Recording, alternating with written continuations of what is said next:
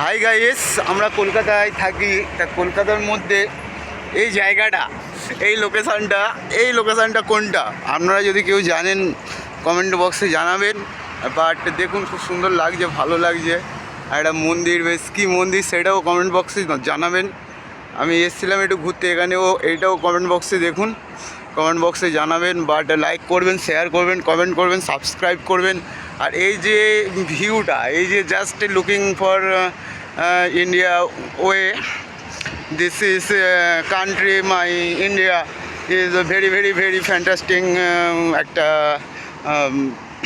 country, is